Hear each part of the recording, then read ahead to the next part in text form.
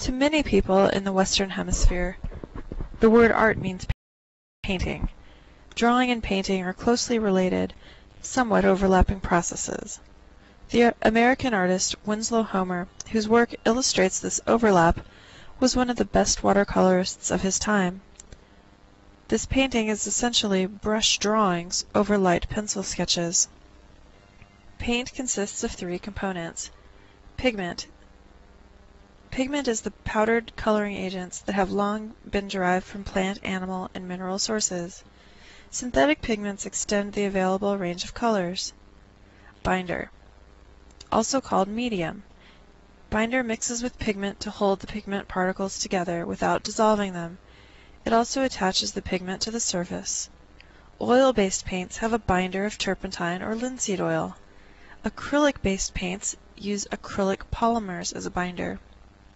Water-based, non-acrylic paints use gum arabic or egg yolk as a binder. Finally, vehicle. Vehicle spreads the pigment. Oil-based paints use walnut oil, liquid, or a mixture of turpentine and linseed oil. Water-based paints, including both acrylic and watercolor, use water as a vehicle. Paints are usually applied to a flat support, such as paper, canvas, or board.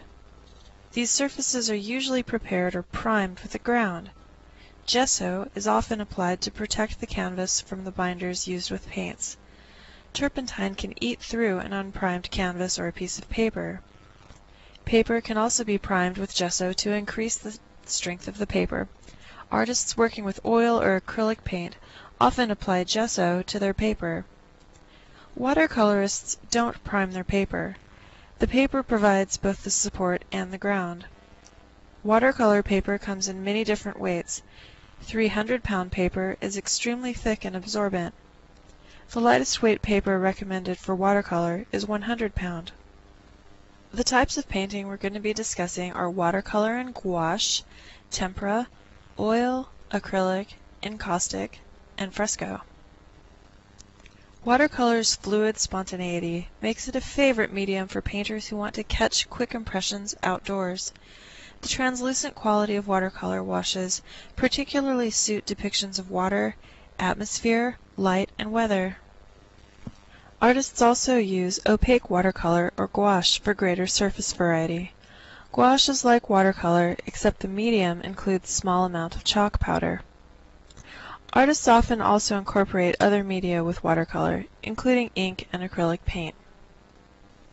Tempera was used by ancient Egyptians, Greeks, and Romans. It was highly developed in the Middle Ages when it was used for small paintings made on wood panels, such as this. This painting by Vincent Sissetta is tempera on panel and shows the meeting of St. Anthony and St. Paul. It was created in 1440. In the Western world, oil has been a favorite medium for 5 centuries. Oil paint is valued by artists for its slow drying time. The slow drying time allows the work to be blended and reworked. The painting by Jan van Eyck is an example of the artist's early mastery of oil painting technique. It's actually painted with both oil and tempera. The slow drying time of oil paint allowed the artist to rework the surface to precise detail. This oil painting by Salvador Dali is titled The Persistence of Memory. Dali used oil paint to create an illusionary deep space. This technique creates near photographic dream images that make the impossible seem believable. Acrylic painting, with its polymer, binder, and often synthetic hues, is actually valued by artists for many reasons. Personally, I value acrylic painting because it's non-toxic. Also, the rapid drying times reduce the time involved in the layering process. Now, for some artists, a rapid drying time is not a good thing. But for me, in building up surfaces, I value the rapid drying time. And finally, acrylic is ideal for mixed media uses. The ancient medium of encaustic is pigment that is suspended in hot beeswax. Pigments are also mixed with turpentine or oil-based thinners in addition to beeswax. Encaustic results in lustrous surfaces that bring out the full richness of colors. Fresco is an ancient wall painting technique. Pigments are finely ground and suspended in water, then they are applied to a damp lime plaster surface. The artist starts a fresco by first drawing a full-size drawing, called a cartoon, onto the wall. Then the artist works small portions of the wall. The pigments react with the lime in the plaster. Completion of the chemical reaction occurs slowly, deepening and enriching the colors as the fresco ages. Colors of a fresco reach their greatest intensity 50 to 100 years after a fresco is painted. The artist Michelangelo was ordered by the Pope to accept a commission to paint the Sistine Chapel in the Vatican. He began the work on the ceiling in 1508 and finished it 4 years later. The surface was done in fresco and is divided into 3 zones. In the highest are 9 panels of scenes from Genesis, including the creation of Adam. You saw a detail of that on the previous slide. The next level contains prophets and sibyls. Sibyls are female prophets.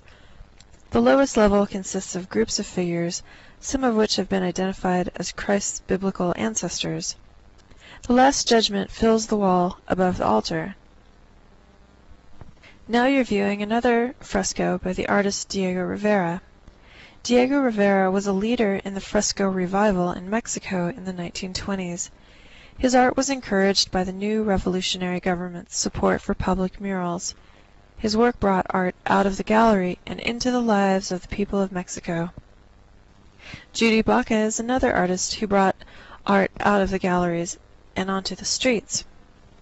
She was the director of the world's largest painting. This is a 14-foot high piece that stretches for half a mile along the side wall of a drainage ditch in the San Fernando Valley.